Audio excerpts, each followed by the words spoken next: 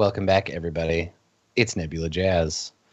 We're going into our third hour of today's episode, and we begin, I think, with Quinn. Jack works fast. Jack does not fuck around. He has the information for you that is necessary quite quickly. But let's talk about where. So you gave him, how much information did you give Jack? I want to know what Jack knows. I told him that we were looking for 2 women, and one of them was a bounty hunter named Thuja. Yeah, she's an Agaran huntress. But yeah. And so that's all he knows. Is there's 2 women, so he knows the name of one of them. Okay, all right. So that should be enough, I think. So where did we last? Help me remember this, everybody. Where did we last see Thuja? Did she go with you, or did you leave her and the princess behind? She was in the bar with us, and then when the fighting started, she grabbed the princess. Oh right, yeah. Yeah, we went onto her ship because they could cloak. Room. Perfect. And okay. we haven't met up with them that's since. Right. Yeah. So they're on the planet with you. Okay. Mm-hmm. All right. So I think that you've been put in your own room, Quinn, and you've been there for a while, just kind of hanging out. Dave is still guarding the scepter. And we see your room on the ship. And it's just as opulent and lavish as the one you were in before. It has a huge jacuzzi off to one side. When you come in, there's champagne on ice waiting for you. There's a huge pointillism portrait on one wall, 8 meters tall. It ascends both levels. A huge black and white portrait of Dean Martin's face. And yeah, there's some faint lounge jazz being piped in from somewhere. And you walk in your pink glowing suit. What do we, I guess before you've been just alone in this room, you're essentially confined to quarters, right? Jack is go stay in your room. And it's been implied through the way you're being handled that you're not meant to leave. You're kind of a prisoner, but not really. So what do we see you when we come back to Quinn? Some time has passed. What do we see you doing? Are you pacing? Are you just hanging out? Do you look comfortable? Do you look worried, upset? What's your situation? Because the way Jack's ship works is that everyone, even if you're super stressed out, has to at least look like you're super chill and relaxed. Right. Quinn is on sort of lounging on a it's one of those hand chairs, one of those chairs that is the shape of a hand, and sort of tapping his thumbs, and then imagine a I'm trying to think of sexy is not the right word. A very metal, a silver android woman with pointed boobs and a weird head, like a 50s sci-fi drawing of a sex bot or whatever, right? Right. She comes over with a drink, and she has the voice of Rosie from the Jetsons, and of course. She's like, "Hey there, Mr. Quinn," and hands Here's him your a drink. Yeah. And the drink is it's in a hollowed out pineapple husk, and of there's course. 50 straws coming out of it and weird umbrellas and shit. Yeah, one of the Jack factions is a tiki faction, and they all wear Hawaiian shirts and fly around in giant tiki heads. Oh yeah, totally. Yeah. I'm writing that down. So she hands me this drink, and I sort of give it a laugh and think back to the tiki faction. I'm like, oh, they would have loved this. And it takes a sip, and it tastes disturbingly sweet, not like alcohol at all. And he just sits there on this weird hand chair and waits. Well, and what's great is that Quinn is so big and the drink is kind of human size. You drink it all in one go. So it goes from being full to being very quickly. And you have this tiny little... he dumps all the bullshit inside of it and then just eats the... Yeah. Awesome. Okay. So I think we see some several vignettes like that to indicate that time has passed while you're waiting in the room. And then there's a knock on the door. As the door opens, you see Quinn sitting at another piano that's inside there, but he can't play, so he's pressing one key at a time. And Like, are you slowly, you're playing like chopsticks? Yeah, and because he's not like tickling the ivories, he doesn't spin. It just slowly like scoots. Right, it's like a gear turning. It's like clink, clink, clink. Whenever key presses, he's like really trying to figure out how to get this damn thing to work. And he doesn't. And the door just opens and he gives it like a look up to see who walks in.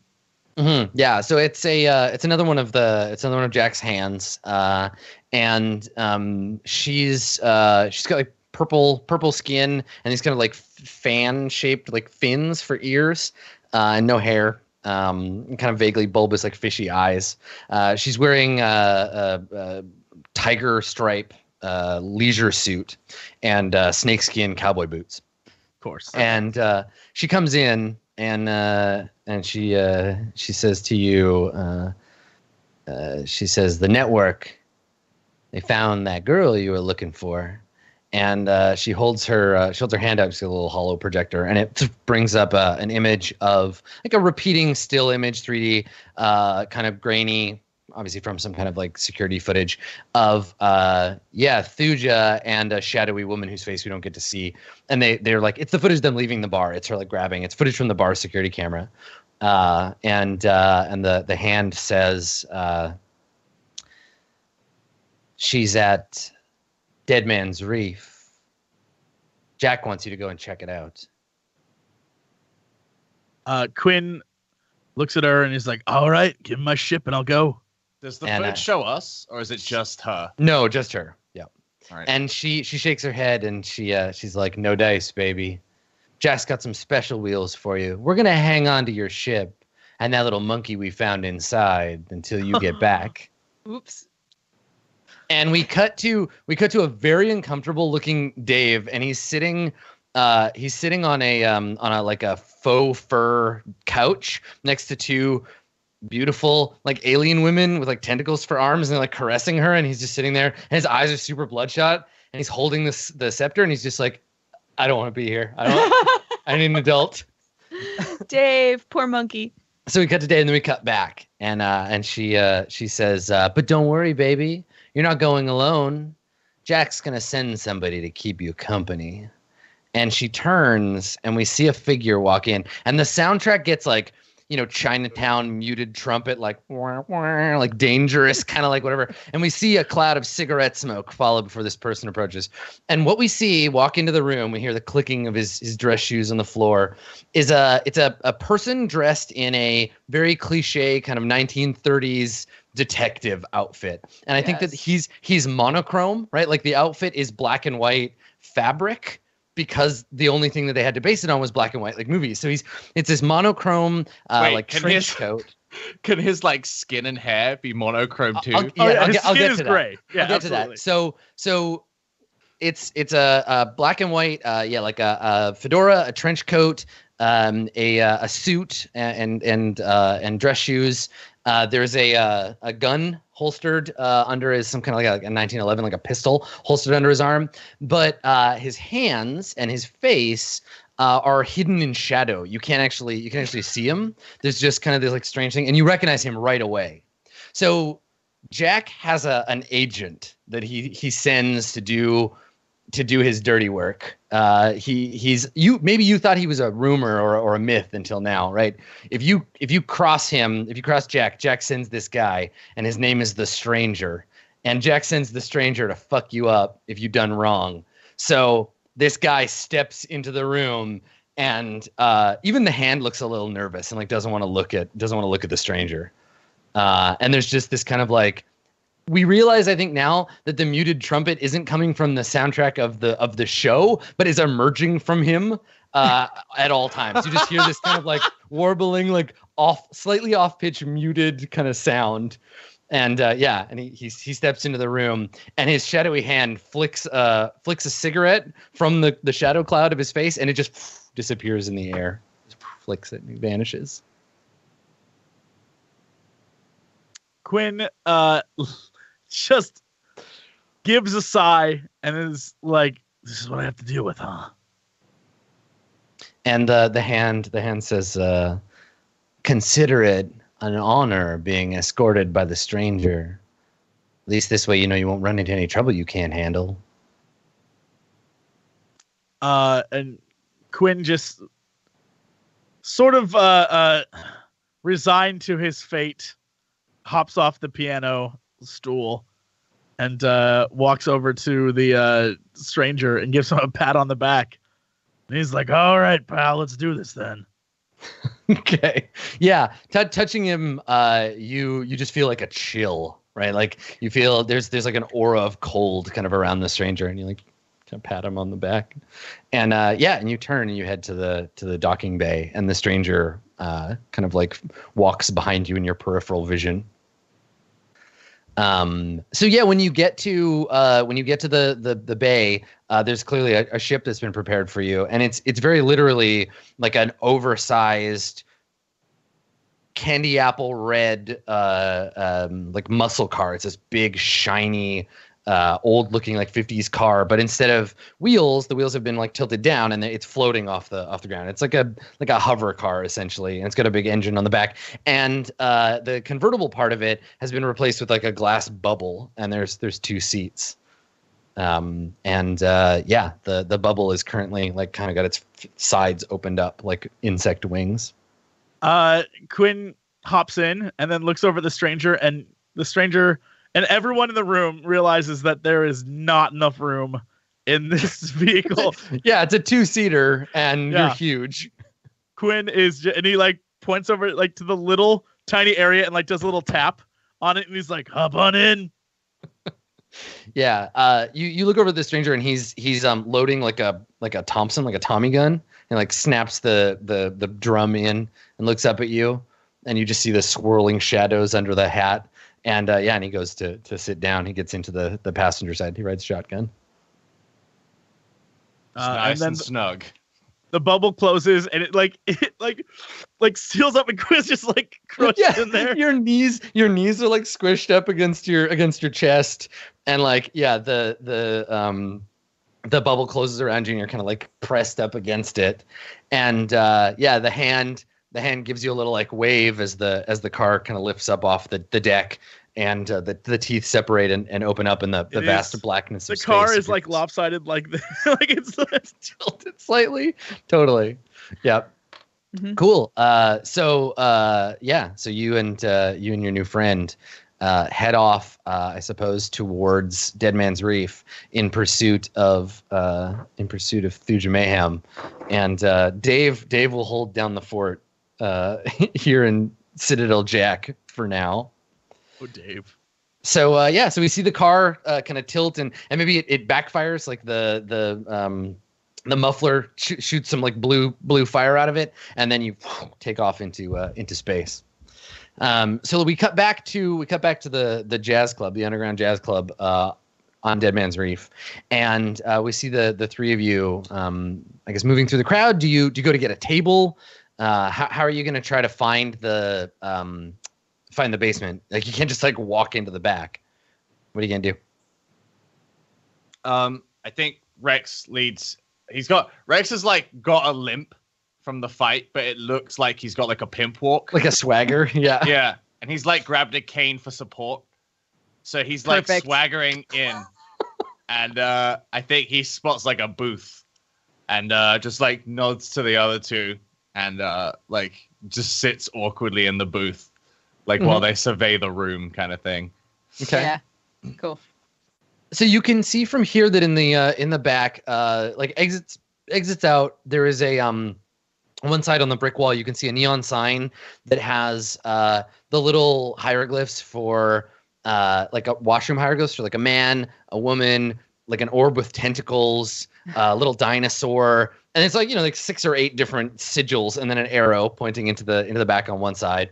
There's the bar that runs across the other side. There's the stage kind of mid to the back, and then there's like a VIP section kind of off to one side. You can see some sort of shadowy figures. It's a little darker back there, and there's a red velvet hologram blocking it off from the rest of the bar.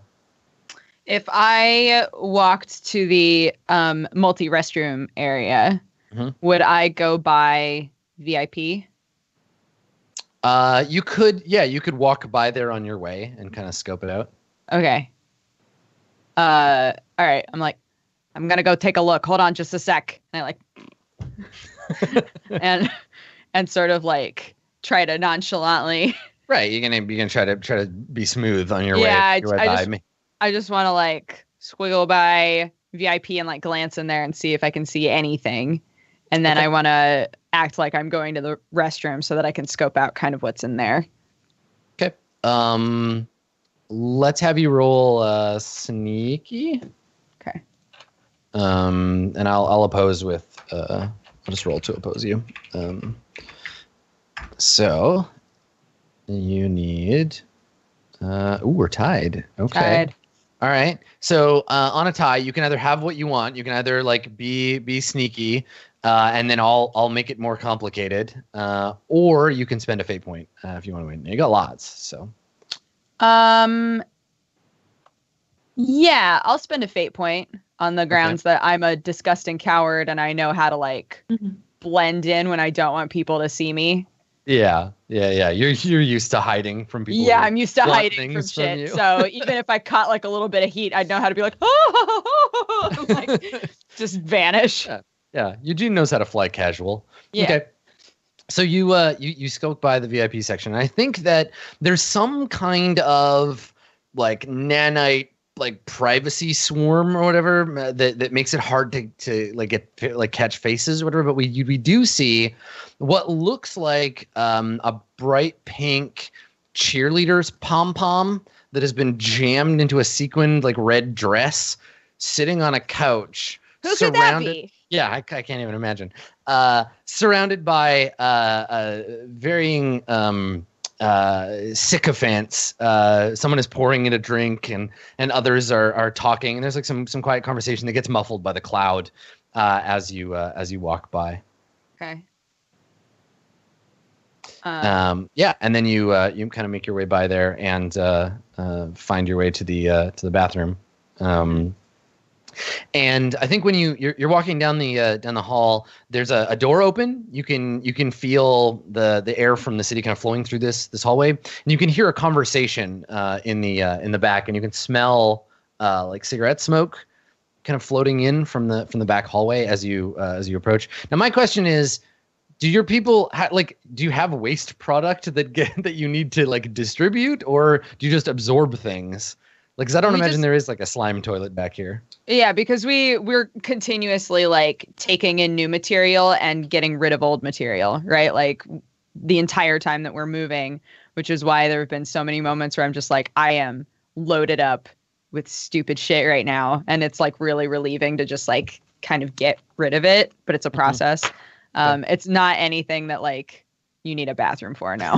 Right. Okay. So on your way back there, you're thinking like, okay, well, I have nowhere to go, and hopefully no one will see me. You can just gotta like linger back here for a minute. I'm mostly just wanted to see if there were like stairs back here. Yeah. So I think you do see a set of stairs that lead down. It says employees only on the door that's like cracked open slightly. And then in the hall or outside in the alley, you overhear a bit of a conversation where somebody says, yeah, man, I'm surprised we're even open tonight. And then another voice says, oh yeah, why's that?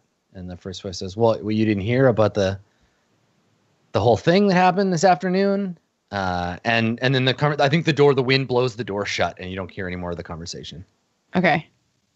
All right, I'll go back to I'll make my way back to the booth. Okay. All right. Like, ooh, that was quite a good waste expulsion I just had. Meanwhile, yeah, exactly. However, other people do that. Yeah. Boy, that thing that I understand to be generally kind of disgusting that other people do. I mean, I also do. Boy, I'm glad to have that over and done with. Wow, those organs in my body that hold waste sure couldn't wait to get rid of them. Oh, boy. All right, so while you're doing some skullduggery back there, what's happening at the table? Because Rex, I think you and Aurora have scooched into this booth, and a waiter comes over, and he's just wearing like a vest and I think he's some kind of like furry, like Yeti looking kind of guy, like a scrawny, long-armed ape man. And he comes over. He's got a little fez and a vest, and he's holding a pad of paper and a pen. And he says, "Welcome to Missy's. What can I get you?" And you notice there's like menus on the table that maybe he assumes you'd looked at. Rex kind of doesn't look at the menu. He just looks up and he's like, "What's good?" He says, "Well, if sir has a sweet tooth, the Vorkobian banana split a la flambe is delicious. House specialty. Were you looking at getting dinner?" And he turns his wrist. He does some kind of complex chronometer, and he says, "I believe the dinner menu will be opening shortly. We could begin with cocktails." And he like taps the pen on his tongue, and his tongue comes out, and it's like this long, like multi-pronged blue thing. And he kind of like, bleh, and then gets ready to write. No. I'll just have that thing that you just, the flambe. Yeah, I'll have that. He nods. "A flambe for the lady," and he like scribbles something on the paper. Rex kind of like leans back and like puts his arm on the chair, and he's like, "What time does the kitchen open?" He says, "Well, every part of Missy's is open 24/7, sir." I guess he'd probably say like 35/9, sir. Rex like nods, and he's like, "You know what? I'll have a steak." He says, "Well, what sort of animal would sir like to consume this evening?" And he turns the menu to the meats page, and there's a bunch of different types of steak. He like just scrolls down until he finds like quite a tough meat from a jawmon, which is like a land whale, and and he's sure. And he's like, "I'll take that one." Blue. He nods. He nods up. "A fine and formidable choice, sir. Would you like that with the legs on the side?" I'll keep the legs with. He nods. "Of course, sir." With the legs. And he says, "In the traditional fashion." Yeah. And he says, "How would sir like that done?" Blue. He nods. "Yes, sir." And he nods. He bow, like does a little bow to both of you, and he says, "I will be back post haste." And he kind of like shuffles off as Rex as Eugene. Rex like watches him to see where the kitchen might be. Yeah. So he walks by the bar and then around the side, and you can see a pair of doors that flap open, and he goes into the back. Rex kind of leans into Aurora, and he's like, "That way. I've been in enough bars to know that way is the way we gotta go." The basement? Yeah.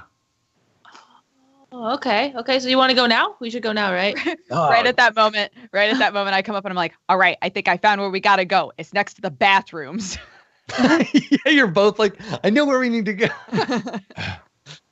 Rex kind of like fires his brow, and he's like, "What makes you think that?" Well, I went back there and there's fucking stairs back there, so I figured probably where we're supposed to go. Why did you figure something out? Rex has got this illusion in his head of like meat hooks holding like meat and stuff down like in the kitchen basement, and then he's like, I'm pretty sure I know where he is, but I mean we can try your way." It's like in a cartoon where you like see boop boop boop. Yeah, boop, yeah, like what yeah. we're imagining. I imagine like a rock guy on a meat hook just getting like knuckle dusted. Right. like next to like some frozen whale meat. Yeah, and in mine it's like boop boop boop, and there's like the employees only sign, and when you go down the stairs, there's just like a weird dungeon, and he's chained up. We see like a freezer or something down there, and there's somebody with an ice pick like picking off chunks of him into a glass, and he's just like, "Oh no, stop!" And he's like, pour himself a drink. We gotta save him. Yeah. So yeah, what do you do? I mean, are you like adamant? Is Eugene adamant he's found the way? Stairs. I found stairs. But how do you know they're the right stairs? Damn. Well, I don't. Have you seen stairs? Or are you just going, "Man, there's a kitchen back there. I bet there's probably stairs," because that's honestly not the first thing I think of when I think of a kitchen. I think of a fucking place to cook the shit and then a place to take shit back to the people who eat the shit. I mean, You've sometimes been in many kitchens, haven't you, Gene? Yeah, sometimes stairs are connected to kitchens, man. Look, can you like send one of those fucking little guys? I don't know. He like pokes his body. He pokes Eugene's body. It's true. Just like don't even say anything and just like flop off again and like walk away. Okay, I'll like walk by the kitchen like foldy outy doors. Okay.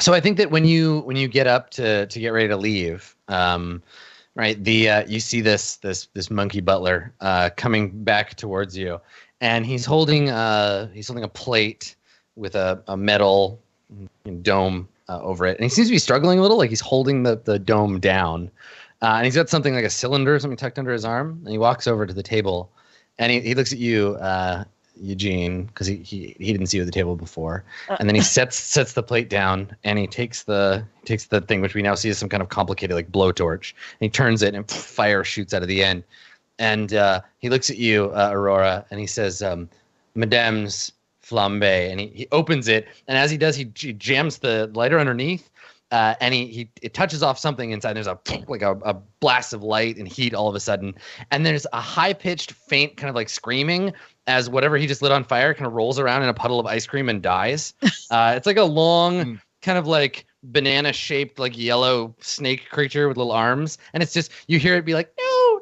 please, and like burns to death, and then like there's a faint thing of smoke, and then he turns the flambe device off, and he says bon appetit, and he walks away as the thing like kind of rides around and then like goes limp on the plate.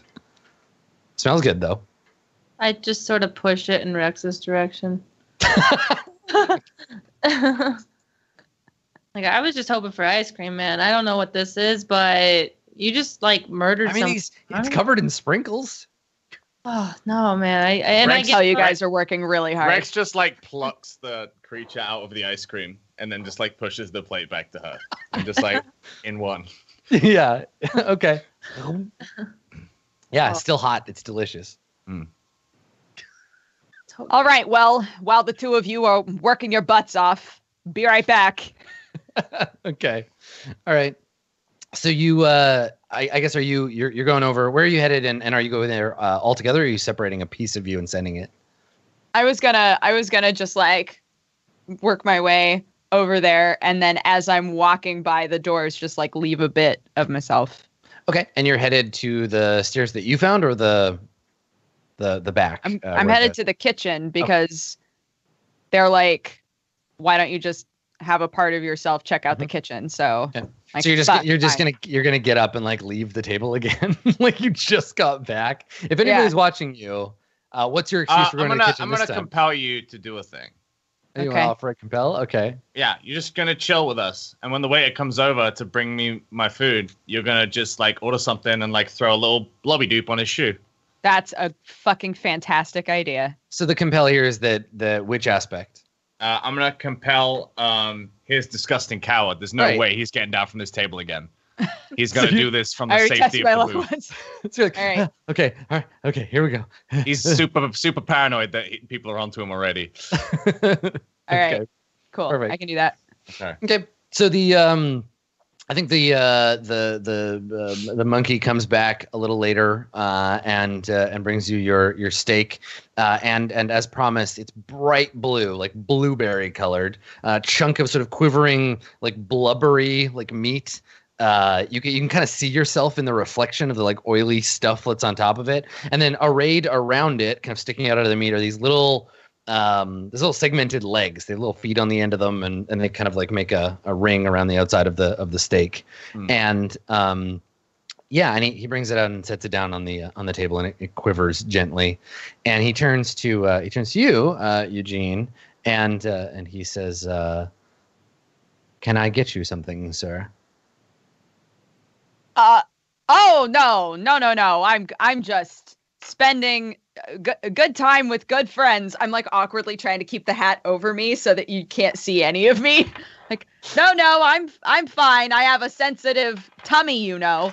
Rex, seeing this calamity of a negotiation, interjects and is like, "Couldn't get some comet salt, could I, for the?" Yeah, and he looks. Yeah, he pulls his attention away, and he says, "Of course, sir." And he reaches into his little apron. As he's reaching, Rex looks at Eugene. And is like, "Do it now." Yeah, and he pulls out a like a pepper grinder, big pepper mill made out of some kind of brushed steel, and like pulls that out. And yeah, his attention is very much on your meal.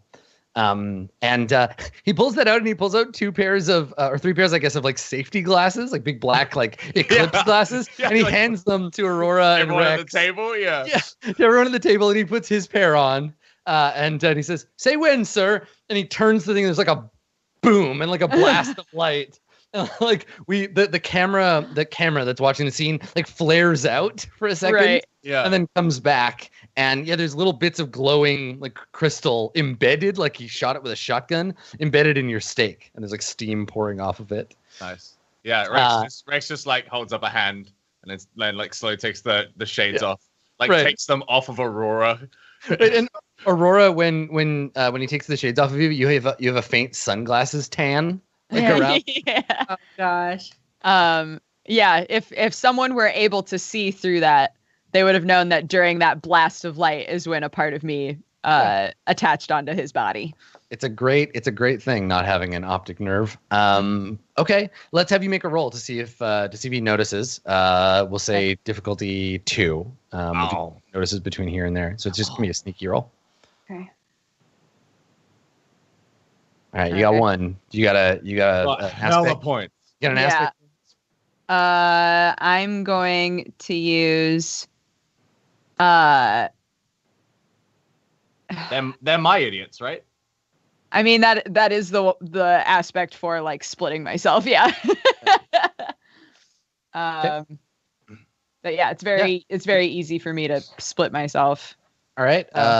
Would you like to roll the imaginary 26-sided dice?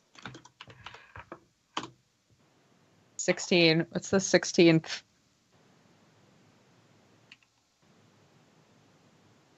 P.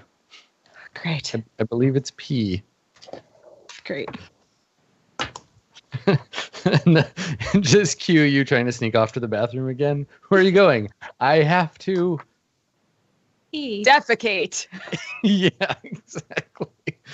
All right. So a tiny blob of you is separated for you and bloop, dropped. Where do you like drop it on the ground and stick it to his shoe, or what? Describe that. What is he? Because he had to lean over to like do the comet salt. So I just like let part of me drip onto his back, because I know that he's the sort of person, and he's working at an establishment where it matters a lot what he looks like. So if I dropped it on his shoe, I think he would have noticed, because he needs to make sure he's immaculate. But if it's on his back, maybe he won't notice for a while, or maybe never notice. Okay. So you slip it into like the back of his shirt or something. It disappears where you can't see it, and he turns and heads out. And we cut to Eugene Blobovision, which is like the green kind of the green Jello filter. So we see the whole bar. We see Eugene and Aurora and Rex at the table. From this guy's side, as he turns around, we can see the little tiny Eugene like poke its little blobby eye out and like, look around. And so everything is through this wiggly green Jello filter, and we see the band coming back from their break, setting down a glass and picking up their instruments and tuning them and getting ready to play again. And we hear it as though hearing it through water. There's a kind of wobbly like sound, and then we hear the sound change from the sound of the bar to the clattering of a kitchen. And there's we see a central kind of like flat grill, and in the middle of it there is this blue-skinned humanoid with arms coming out of it from the center. There's probably like a dozen or more of arms. They're like chopping and whatever. They've got a little chef's hat on. It's like walking into an alien Benihana's. Sure. And so it's like cutting up food and like pulling down orders, and the whole kitchen is run basically by this one entity with like a ring of eyes around its head. And the waiter walks back and he throws up an order. And we see him continue back into the kitchen. And are you looking for anything in particular, or what are you doing with your little blob? Rex is convinced that there's stairs here, or that there's like a way into a basement here. So I'm literally doing this to find out if that's a possibility and if we need to like split our attention between two different possible ways to get down there.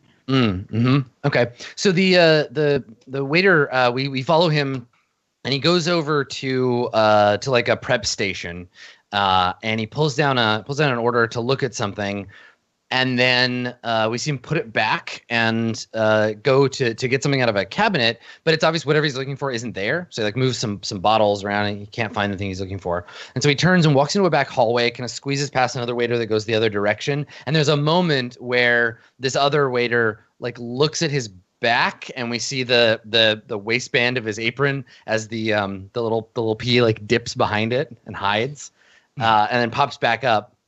And then we see the waiter open in the floor. There's a little like trap door, and then through the kind of warbling barrier of the slime, we hear someone yell at him for opening it. Like someone is like, "Not now!" And he kind of starts and like closes the door again. And he turns and he has a brief conversation with another waiter. And this waiter looks like a little scared, and they both look at the door, and it's hard to pick out because again, your little slime guy is not very smart, so you're getting bits and pieces of what's going on. And then he turns back and goes back into the kitchen and picks up a couple of plates, goes back outside, and goes to deliver them. But you don't see any other no obvious things. There's just this trap door where he tried to go to get something and then was shouted at, so he couldn't go. Okay. Yeah. So yeah, do you want to keep the little blob on? I mean, if he can recombine with me, that would make my life so much easier. Yeah, you could wait. I think he won't come back to your table. The question is, do you want to act now, or do you wait until it comes back? Because, if you the longer you wait, the more likely you already get found out that you're here. Right. I think I would want to have it be sort of movie style where it's like, oh, fuck, you were right. We got to go now. And like I hop down, and as kind of an afterthought, I see the waiter go by, and I'm like, oh, whoop, and just like grab it. Okay. All right. It'll be another roll to recover it without him noticing. If you want to try and do that under some duress. Okay. Okay. So sneaky. I will roll to see if he notices. So difficulty is a 3. Uh-oh, Eugene. Use your powers. So you can spend a fate point to reroll. You could spend 2 fate points to get a 4. You do some combination of those things if you have an aspect that you can use. So we see the waiter walking by, and I think that you see the little slime like pull itself up out of the waistband of the apron and like reach out with its tiny tender like, hey, Papa, get me, like reaching out for you. And you go to reach for it. And do you want to spend the fate point and do it successfully, or do you want to just let me tell you what happens when you fail? Damn. Can I fail and compel Rex to do something? You can fail. I can tell you what happens, and then you can compel. You have to resolve the issue at hand, then you can compel me. Yeah. Okay, I'll fail. Okay, all right. So you reach out, and in slow motion, as the band begins to like play their stand-up sci-fi bass and blow their magic trumpet, you reach out, and everything slows down. You go to grab the little guy, and your little tendrils kind of miss, and you just like grab the dude's butt, like just full on handful of white fur, just bram. Okay. Big old honk on the waiter's butt right there. Okay. And unsurprisingly, he stops, like straightens up, startled all of a sudden, turns over his shoulder, and we just see this long, thin, snot-like tendril reaching like longer than it looked before, right? Like 2 meters long, and then just like kind of dragged around, just holding onto his butt. And like if this was an anime scene, we would like be like my face, his face, my face, his face, me like honking his butt again, and then my face, his face, me honking his butt a second time. Like, just like you is holding this on. A butt? Yeah, exactly. So you're just holding on to this. You got this handful of fur and warm waiter ass, right? And there's like a long thin tendril. And I think the comedic beat here is that you're holding his butt, and it's the tendril just kind of like goes and like flops onto the floor. Right? It's not like straight anymore. And he just looks at you and his eyes go wide and he's about to react, but you could say something or do something or someone could to try to turn this situation around. I would like to compel Rex's Le Freak and say that because Rex knows that he is very attractive to literally everything and everyone, that he steps in and he like tries to assuage the situation by being super charming to this Yeti person. What's great about this is that you're trying to get your sexy friend to cover for you grabbing this waiter's butt. Yeah, exactly. All right, Rex. Well, you have a fate point now. What do you say to bail Eugene out with your sexiness? You don't gotta bone the Yeti. I'm just saying, like, maybe you slip in there and are charming. Rex doesn't say anything. He's like finished his steak. And he like looks up and he sees like the hand as it grabs the butt, and then like the waiter looks at Eugene, and they look at each other, and then the waiter for a brief second just looks at Rex, and Rex just like winks, and that's it. That's all he does. I love the idea that like at this moment, Eugene's like arm is like one of those sticky hands you get at a carnival, and it's just like thwapped onto his butt, and then the stringy part is just lying on the ground. Someone steps over it, like, oh, excuse me, and like walks by. Yeah. Like the two of you are quite far apart. Awkward. Yeah, and he just turns around with your hand, your little thing still stuck to his butt, and he looks at you, and he looks at Rex, he looks back at you, back at Rex. Rex winks. All right, let's see if you can seduce the Yeti waiter. Rex, go ahead and roll flashy there for me. I'm gonna say I'm gonna roll. We'll roll to see if this is difficult or not. Ooh. All right, so you gotta get a better than a 1. All right, so it's a tie unless you want to spend that fate point you just got. No, I'm happy to have a tie. All right, so a tie on this roll. I do not want to bone the way up. Yeah, you will succeed, but at a minor cost. Mm-hmm. The cost is that you have to bone this waiter. Because what you were trying to do is diffuse the situation, right? Because while this is happening, little P Gene is climbing up and like reforming with the arm that's going to get reeled in. Yeah. I think what has to happen here, because I don't think he's not interested in slime, shark, Yeti being applied here. Like whatever her part in this is. Like, I guess, well, I want to get a reaction shot from Aurora. So this awkward triangle sucks all of the like ambient energy of the room into it. We get the camera shot turns to you, Aurora. I think what you have is you have this situation going down, and it's just so awkward. And then that's when the camera like turns to find Aurora, but you just see her in the background at the bar already. Like she just gave up. She's already like drink in hand, like no, just shaking her head like no. Okay, right. So we pan over to an empty seat. Right. Yeah. And then the camera's focus shifts and you're behind the booth somewhere, like at the bar. And we see you like doing shots with a hippo or something. And then I guess the minor cost here is because what you actually wanted is to distract him. I think the cost is that you're going to have to leave a pretty big tip for him not to like get upset about this.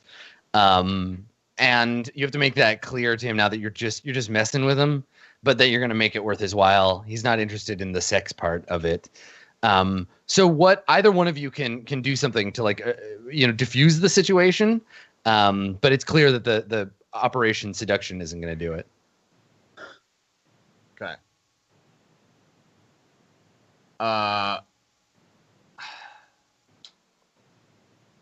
Rex, he winks. Realizes it doesn't work, and then like grabs his eye as if there was something in his eye. Smooth.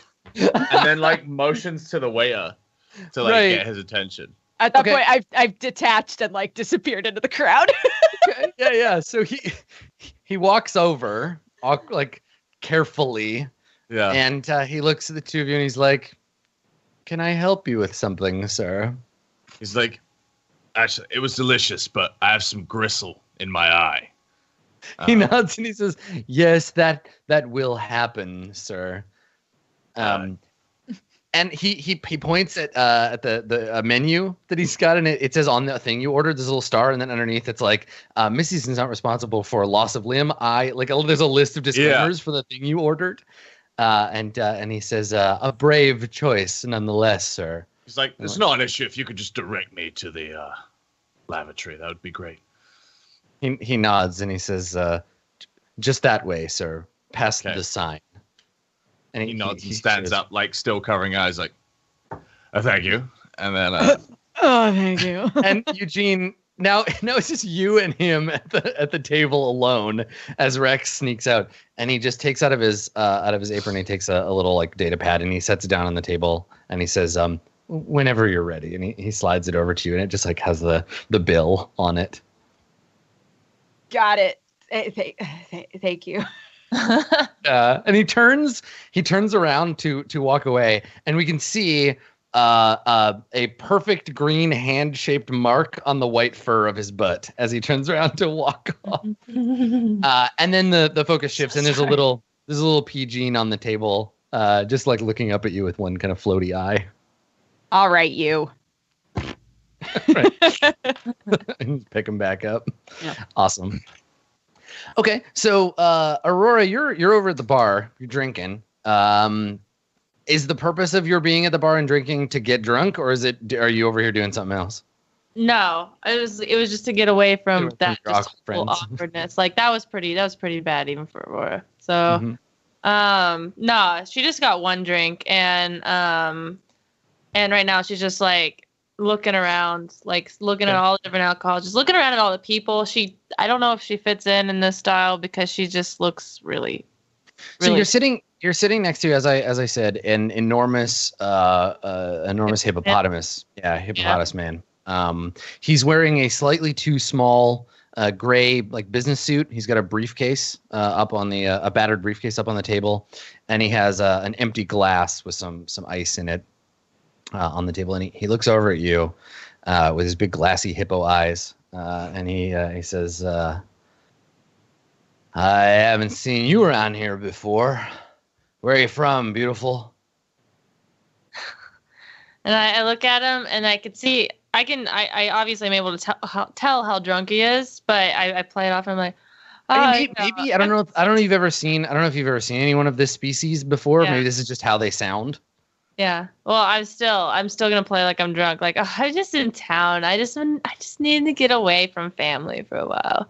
I've been traveling around. I don't really live anywhere. I just like to travel. And I've never been here. He nods and he says, you came at the wrong time, honey. This place used to be amazing, but the last little while with these, like looks around to make sure there aren't any around. And he's like, with these Mingasi assholes, they're ruining everything. Dead Man's Reef used to be cool. And when he says that, a waiter comes up on the other side of the bar and places in front of him a huge tray, like a table-sized like silver tray covered in like watermelons and like full clusters of bananas. And he picks up a watermelon with one lumpy hand and throws it in his mouth and crushes it, and like watermelon juice kind of pours down his face. And he says, you should have seen it. It was beautiful. Lawless and dangerous. Well, then, like, why did you guys let them come here? He laughs. He's like, let them. You don't understand how the Mingasi work. They don't ask nicely.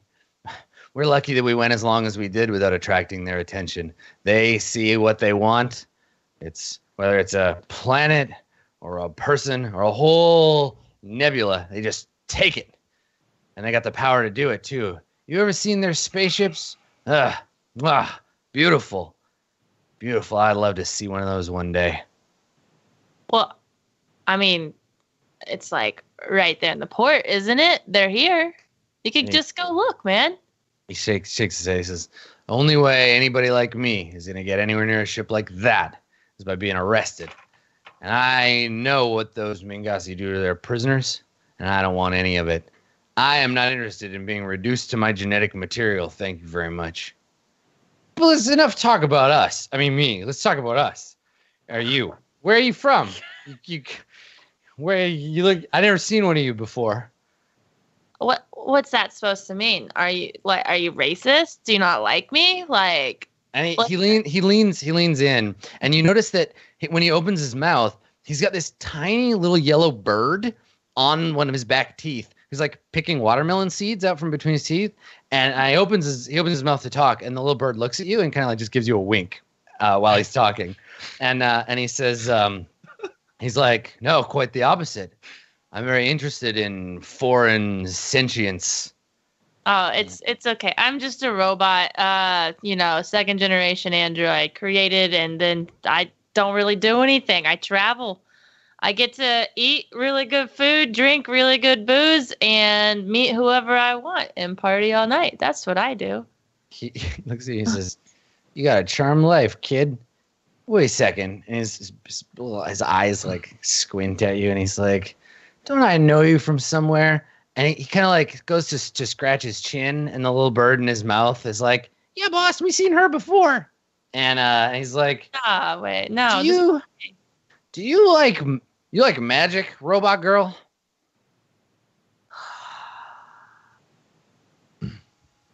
I mean, no, not really. I can't say that I like it. No. I magic, it's not real. I mean, we all know it's not real, right? You know magic's not real, right, man? It's not real. And he's obviously not hearing that. He's shaking his head. He's like, no, I definitely know you from somewhere. And if you want to try to like shake him, you want to like, confuse him or get him to think something else, you can make a roll. But he definitely, him and his little bird friend definitely have seen you before. The irony of a technomancer saying magic isn't real.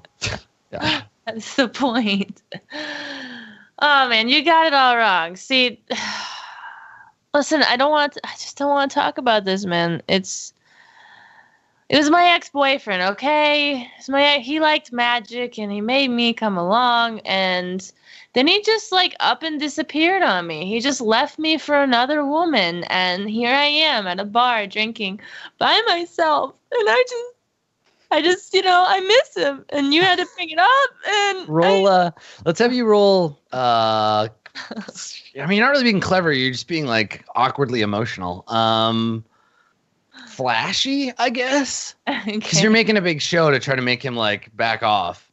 Let's have you roll your flashy. We'll say just difficulty 2 to kind of just shake him. Come on. No. All right. Well, I mean, you got lots of points though. Yeah, you can spend a fate point. Yeah. I'm gonna spend a fate point. I have no emotions. I'm a robot, though I'm clearly emotional. They're like your fake emotions. Yeah. So you're just maybe performing like verbatim from an episode of one of the programmings that you saw when you were a kid.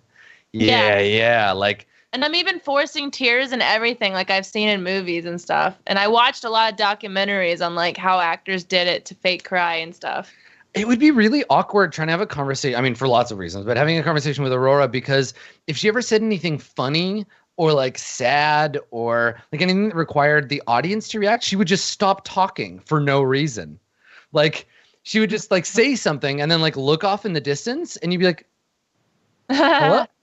And then the audience would be done and she could keep talking. Oh my God, that's so good. All right. So you're running this like emotional, and he's like, oh, okay. Sorry. I didn't mean to. And he like turns his shoulder to you to be like, okay, you're crazy, and I don't want to talk to you anymore. And and he turns back, and you can hear him talking to the little like bird in his mouth.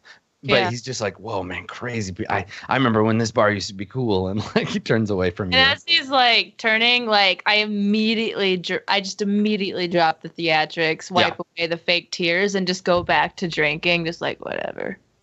Okay, perfect. All right, well, that final line where he goes like, "This bar used to be cool." That's going to be like the cinematic segue into the next scene. Nice. Yeah. So maybe that's the last thing we see before the break is the hippo guy like look over his shoulder and then look down and say kind of to himself but to the bird in his mouth also like, this place used to be cool, and we fade out. See like a cinematic shot of like Rex's boot.